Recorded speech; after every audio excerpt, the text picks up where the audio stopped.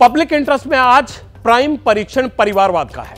इसकी बहुत बड़ी वजह है प्रधानमंत्री नरेंद्र मोदी जब भी बिहार में कदम रखते हैं, चुनाव का केंद्र बिंदु परिवारवाद पर जाकर टिक जाता है।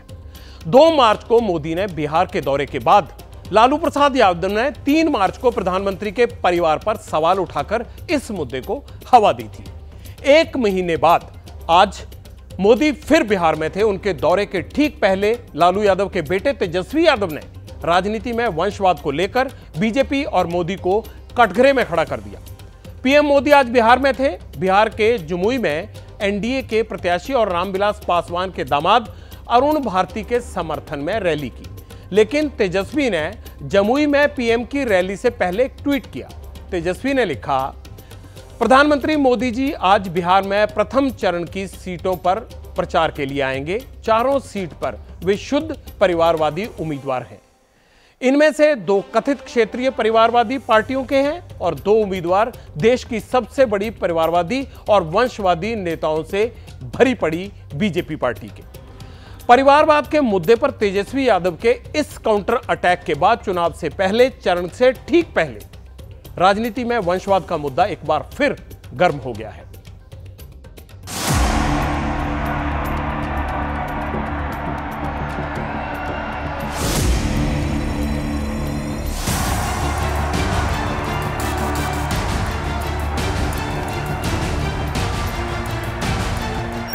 परिवार के लिए खूब करते हैं, इसमें कोई शक नहीं।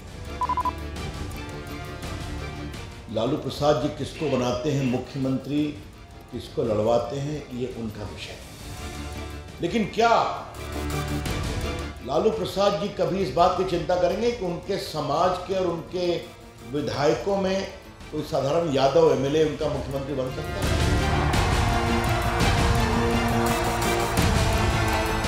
हमला करते हैं परिवारवाद पर। मोदी जी, चिराग पासवान के अपने बहनोई हैं, क्या बहनोई परिवार नहीं होता है? मोदी जी भारतीय जनता पार्टी के साथी। अगर आप लोग परिवारवाद की बात करते हैं तो आदरणीय मोदी जी, अजीत पवार, उनमें दोनों गुण साथ पाया जाता है। परिवारवाद किसको कहते हैं?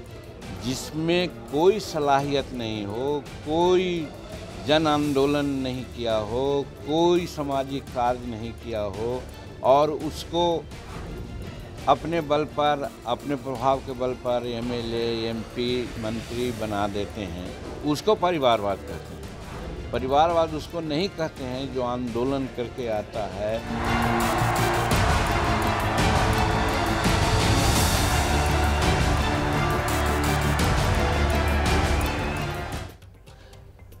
प्रधानमंत्री मोदी जब भी बिहार जाते हैं, वंशवादी राजनीति के लिए लालू यादव के परिवार की हमेशा मिसाल देते हैं। लेकिन आज जमुई में प्रधानमंत्री ने जो भाषण दिया उसमें एक बार भी परिवारवाद का जिक्र नहीं किया।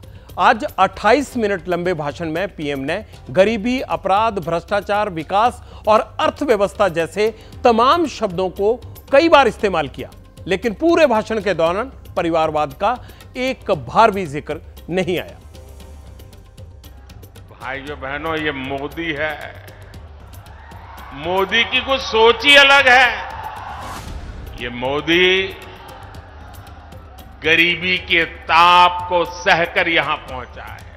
आरजेडी कांग्रेस आपके हक के सारे पैसे भी लूट लेते। केंद्र सरकार ने गरीब कल्याण को सर्वोच्च प्राथमिकता दी है। आज भारत दुनिया की 5वीं सबसे बड़ी अर्थव्यवस्था बन चुका है। वंदे भारत ट्रेन में सफर कर रहे हैं, तो मेरी गारंटी है विकास की। ये 10 साल में जो हुआ वो तो सिर्फ ट्रेलर है, ट्रेलर। ये मोदी के खिलाफ अनाप शनाप पता नहीं क्या क्या बोलते हैं। पीएम का परिवारवाद से किनारा लोगों को अखर रहा है। वो इसका कारण जानना चाहते हैं। पटियाल ने भी कोशिश की। इसके लिए आपको मेरे साथ भारत का परिवारवादी नक्शा देखना होगा। शुरुआत कहां से कर रहे हैं हम? जम्मू कश्मीर से। जम्मू कश्मीर की राजनीति दो परिवारों के इर्द गिर्द घूमती है। पहला है अब्दुल्ला परिवार और दूसरा है मुफ्ती परिवार। अब हिमाचल का रुख करते हैं। यहां भी राजनीति में दो राजनीतिक परिवारों का दबदबा है और यह दशकों से रहा है। पहला परिवार कौन सा है? राजा वीरभद्र सिंह का, और दूसरा यह है धूमल परिवार। अब वीरभद्र सिंह के परिवार में उनकी पत्नी प्रतिभा और बेटे विक्रमादित्य वीरभद्र की कांग्रेसी राजनीति को आगे बढ़ा रहे हैं, तो दूसरी तरफ धूमल फैमिली में प्रेम कुमार धूमल पहले सीएम रहे हैं, अब उनके बेटे जो हैं वो केंद्र में मंत्री भी हैं। हालांकि इस बार धूमल साहब विधानसभा का चुनाव नहीं लड़े थे। अब पंजाब का रुख कर लेते हैं। यहां भी दो राजनीतिक परिवारों का दबदबा है। पहला परिवार प्रकाश सिंह बादल का है। प्रकाश सिंह बादल पंजाब के कई बार सीएम रहे। उनकी राजनीतिक विरासत को उनके बेटे सुखबीर सिंह बादल आगे बढ़ा रहे हैं। सुखबीर बादल पंजाब के डेप्यूटी सीएम रहे। सुखबीर बादल की पत्नी हरसिमरत कौर बादल मोदी सरकार में केंद्र में यानी मंत्री रही हैं। दूसरा परिवार कौन है पंजाब का? कैप्टन अमरिंदर सिंह का परिवार, जिनकी पत्नी और बेटी राजनीति में है। अब मैं आपको हरियाणा लेकर चलता हूं। यहां चौटाला, हुड्डा और बिश्नोई फैमिली का राजनीतिक दबदबा रहा है। इसे लालों के लाल की राजनीति कहते हैं। देवीलाल, भजनलाल और बंसीलाल, ये तीन लाल हमेशा राजनीति में किसी न किसी रूप में हरियाणा में चमकते रहे हैं। अब देश के सबसे बड़े सूबे उत्तर प्रदेश की बात कर लेते हैं। यहां कितने राजनीतिक परिवारों का दबदबा रहा है, अब ये जान लीजिए। पहला परिवार मुलायम सिंह का। दूसरा परिवार कौन है? दूसरा परिवार चौधरी चरण सिंह का। लेकिन मुलायम सिंह की तो तीसरी पीढ़ी जो है वो एंटर कर चुकी है राजनीति में। यही हाल चौधरी चरण सिंह की पीढ़ी का भी है। जयंत चौधरी सियासी विरासत को आगे बढ़ा रहे हैं। और तीसरा परिवार संजय निषाद का है। बेटे प्रवीण निषाद पिता की राजनीति को आगे विरासत के तौर पर लेके जा रहे हैं। चौथा परिवार ओम प्रकाश राजभर का है। ये मैं बात कर रहा हूं, याद रखिएगा, यूपी की। इसके अलावा और भी कई परिवार हैं जिसने सोनेलाल पटाल का परिवार भी शामिल है। सोनेलाल पटेल का, माफ कीजिएगा, जिनकी बेटी केंद्र सरकार में मंत्री है। मायावती के भतीजे भी पार्टी संभाल रहे हैं।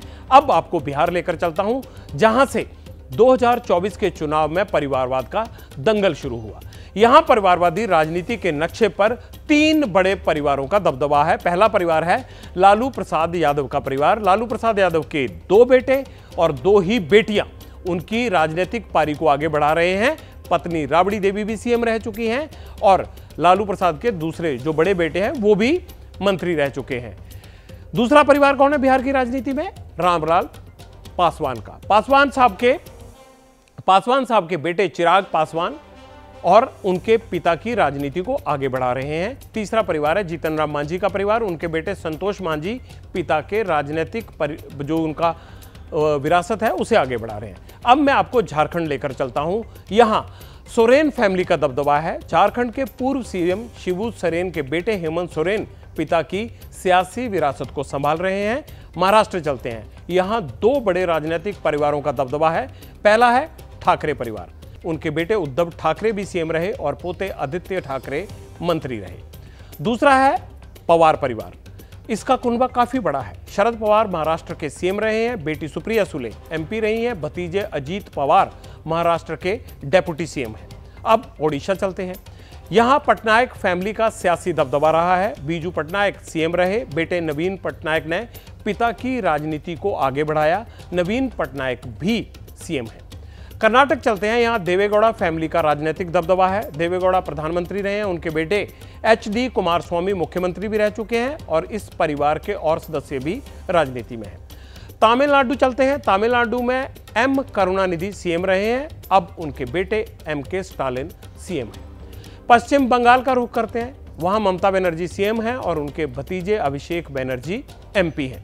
तो ये पूरे देश में हमने सिलसिलेवार तरीके से ये आपको हाल बता दिया कि कितनी ही पार्टियां और कितने ही परिवार हर सूबे में अपना अपना दबदबा बनाए हुए हैं। तो परिवारवाद में बचा कौन है? भारतीय राजनीति का परिवारवादी नक्शा आपने देख लिया। अब पटियाल आपको बताएगा कि राजनीति में परिवारवाद के इस दबदबे के मायने क्या होते हैं। इसके लिए 2019 लोकसभा चुनाव के नतीजों से जुड़े आंकड़े आपको दिखाता हूं। पंजाब की 13 सीटों में से 62% सीटों पर पॉलिटिकल परिवारों का कब्जा है। अरुणाचल प्रदेश में 50% और मेघालय की भी 50% सीट राजनीतिक परिवार ही जीतते हैं।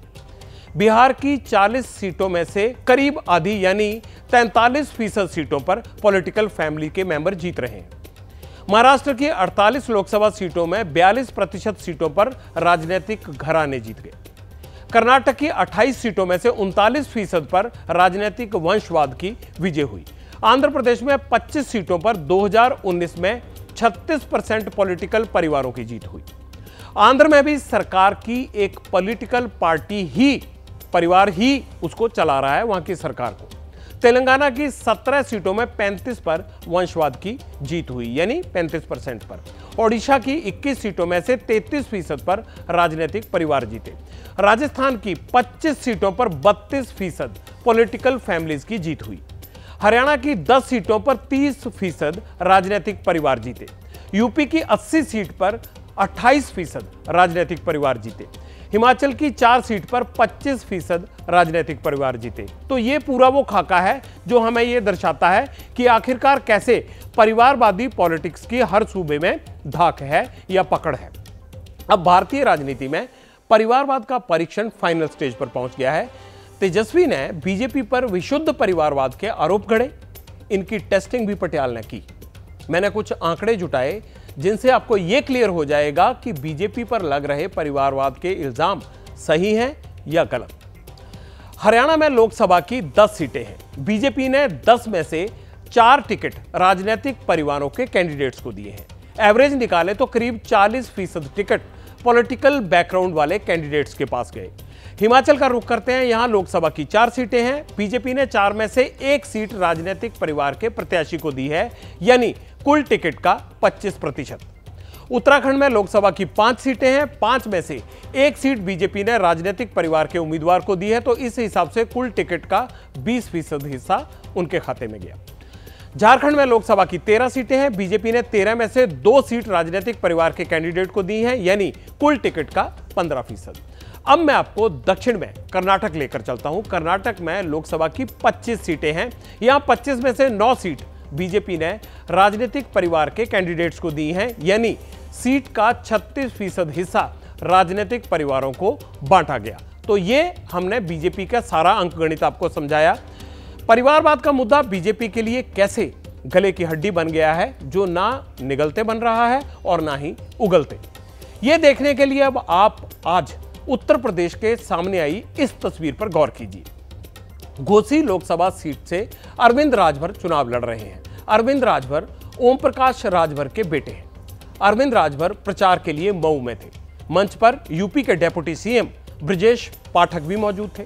सामने नाराज बीजेपी के कार्यकर्ता बैठे हुए थे, जो ओपी राजभर के पुराने बयानों से नाराज थे। बीजेपी के कार्यकर्ताओं को मनाने के लिए ब्रजेश पाठक ने अरविंद राजभर को घुटनों पर बैठकर माफी मांगने को कहा। तस्वीरें आप नहीं देख पा रहे हैं, लेकिन मैं डिटेल्स आपको बता रहा हूं। और ओपी राजभर के बेटे ने बीजेपी कार्यकर्ताओं के सामने करीब करीब मुर्गा बनकर माफी मांगी। यानी ये होती है वोट की पॉलिटिक्स। परिवारवाद पर राजनीतिक दलों की अपनी अपनी डफली, अपना अपना राग। इस सिचुएशन पर पटियाल को एक पुरानी कहावत याद आती है।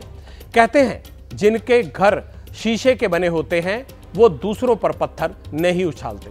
आप ये तस्वीरें देख लीजिए जिनका मैं थोड़ी देर पहले जिक्र कर रहा था। राजभर के बेटे से किस तरह बीजेपी कार्यकर्ताओं से ब्रजेश पाठक ने माफी मांगने को कहा। तो चुनाव की बेला है, ऐसे में वोटर के सामने सब कुछ करना पड़ता है। अरविंद राजभर वही कर रहे हैं, क्योंकि बीजेपी के कार्यकर्ता गुस्से में थे, क्योंकि अरविंद के पिता ने कुछ ऐसे बयान दिए थे जिसको लेकर बीजेपी वालों को लगता था कि ये राजभर ने ठीक नहीं किया। अब पार्टी ने टिकट दे दिया है, तो इसको लेकर चुनौती तो है, वोट तो इन्हीं बीजेपी के कार्यकर्ताओं के दम पर लेना था। अब सुन लीजिए ये क्या कह रहे हैं, फिर मैं इस पूरे परीक्षण को आगे बढ़ाऊंगा।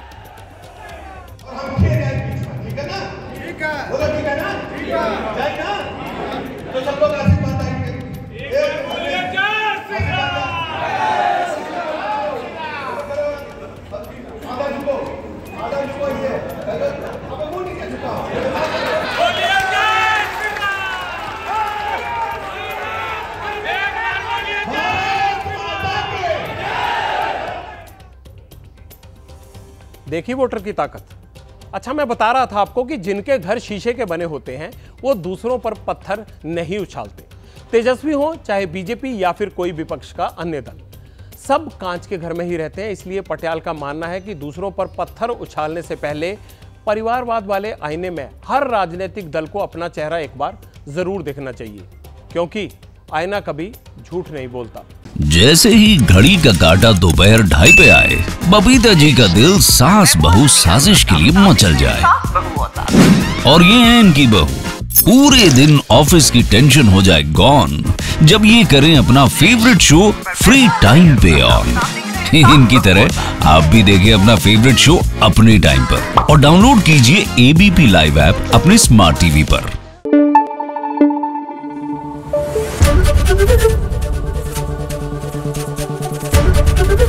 एबीपी न्यूज आपको रखे आगे।